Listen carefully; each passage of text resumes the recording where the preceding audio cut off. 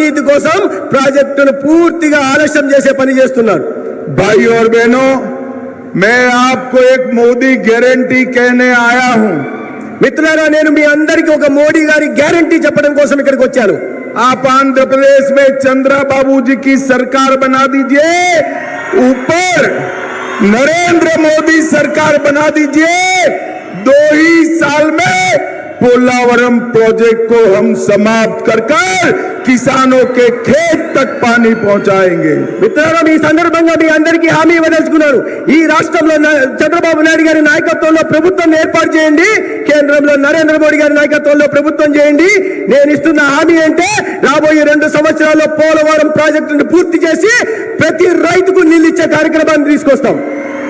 भाई और बहनों, अभी ये इंडिया अलायंस वाले घूमते हैं और कहते हैं कांग्रेस पार्टी को बहुमत दो, इंडिया अलायंस को बहुमत दो. మిత్రులారా, ఈ ఇండియా అలయన్స్ ఏదైతే ఉందో వీళ్ళు ప్రజల్లోకి వెళ్ళి ఇండియా అలయన్స్ కు ఆదరణ ఇవ్వండి, మెజారిటీ ఇవ్వండి అని వాళ్ళు అడుగుతున్నారు.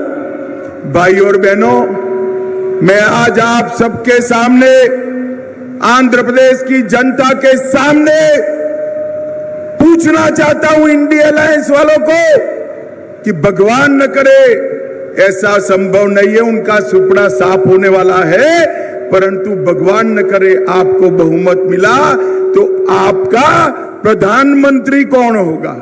మిత్రులారా, ఈ మాధ్యమంగా నేను ఇండియా అలయన్స్ అడగదలుచుకున్నాను. మీరు ఇండియా అలయన్స్ ఎందుకైతే మీరు ఎప్పటికే ఖాళీ అయిపోయినారు, కానీ మీ ఇండియా అలయన్స్ వస్తే మీలో ప్రధానమంత్రి ఎవరనే విషయాన్ని ముందు సమాధానం చెప్పాల్సిన అవసరం ఉంది. भाइयों बहनों, आप मुझे बताओ, क्या शरद पवार जी प्रधानमंत्री बन सकते हैं क्या? ఏం మిత్రులారా, మీరు చెప్పండి, శరద్ పవార్ ప్రధానమంత్రి అయ్యే అవకాశం ఉందా? जोर से बोलो, शरद पवार जी प्रधानमंत्री बन सकते हैं क्या? గట్టిగా ममता बनर्जी बन सकती है क्या? स्टालिन बन सकते हैं क्या? उद्धव ठाकरे बन सकते हैं क्या? अब मैं एक नाम और बोलने जाता हूं, हंसना मत भाइयों, जरा भी मत हंसना. मैं एक और नाम बोलने जाता हूं, राहुल बाबा बन सकते हैं क्या? भाई और बहनों, इनके साथ प्रधानमंत्री पद का कोई कैंडिडेट ही नहीं है. मैं आज बताकर जाता हूं, पूरे देश ने तय किया है कि तीसरी बार मोदी जी को देश का प्रधानमंत्री बनाना है. మిత్రులారా, నేను కొన్ని పేర్లు చెప్పాను. శరద్ పవార్ గారి, మమతా బెనర్జీ గారి అవుతారా అని నేను ప్రశ్నించాను. కానీ ఇంకోటి అడుగుతున్నాను, మీరు అందరూ నవ్వవద్దు. రాహుల్ గాంధీకి ప్రధానమంత్రి అయ్యే అవకాశం ఉందా అని నేను మిమ్మల్ని అడుగుతున్నాను. కానీ వాళ్ళ ఆశల్ని అడియాశలు చేస్తూ ఇవాళ దేశంలో నరేంద్ర మోడీ గారి ప్రభుత్వం ముచ్చటగా 3వ సారి ఏర్పాటు కానుంది. भाई और बहनों, मोदी जी को प्रधानमंत्री बनाने का मतलब है इस देश को सुरक्षित करना. మిత్రులారా, నరేంద్ర మోడీ గారిని ప్రధానమంత్రిని చేయడం అంటే ఈ దేశాన్ని సురక్షితంగా ఉంచడం లాంటిది. मोदी जी को प्रधानमंत्री बनाने का मतलब है आतंकवाद और नक्सलवाद को समाप्त कर देना.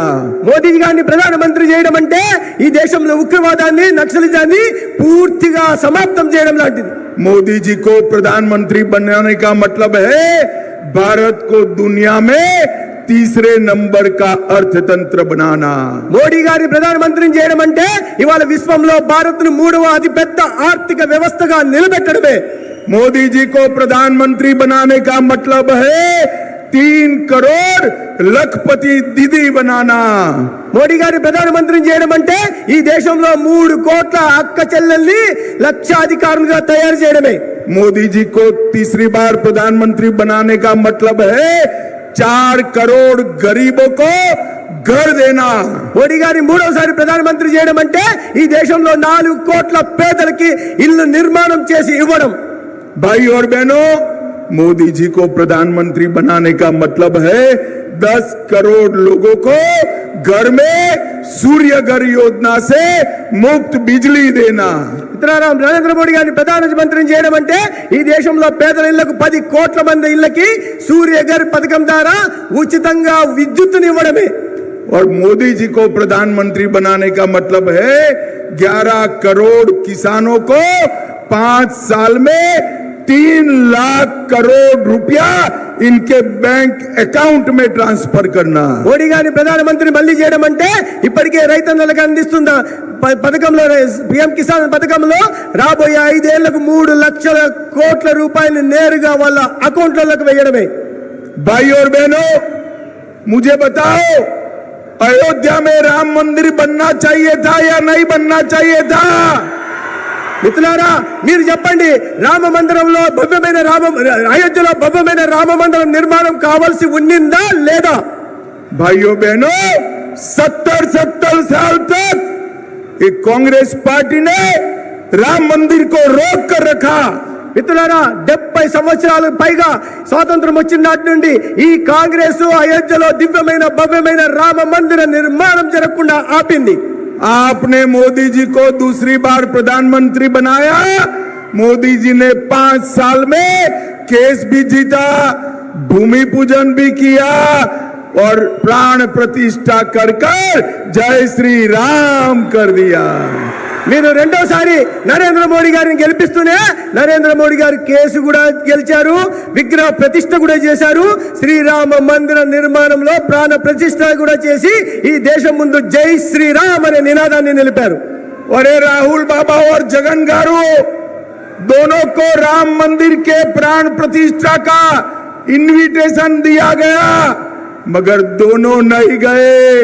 भाइयों बहनों, मुझे बताओ, जो राम मंदिर के प्राण प्रतिष्ठा में न जाए, आंध्र वाले उनके लिए वोटिंग करेंगे क्या?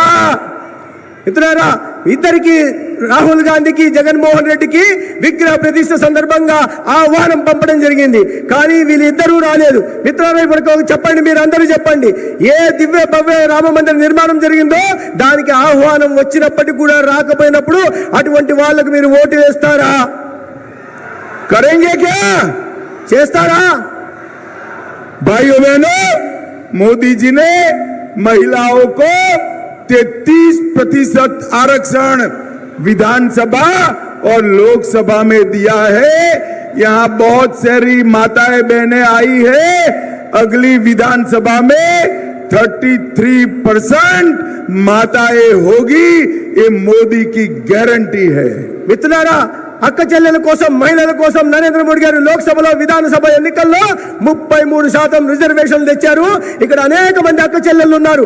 రాబోయే రోజుల్లో విధానసభలో పార్లమెంటులో మీరు అందరూ కూడా సభ్యులుగా ఉండబోతున్నారు।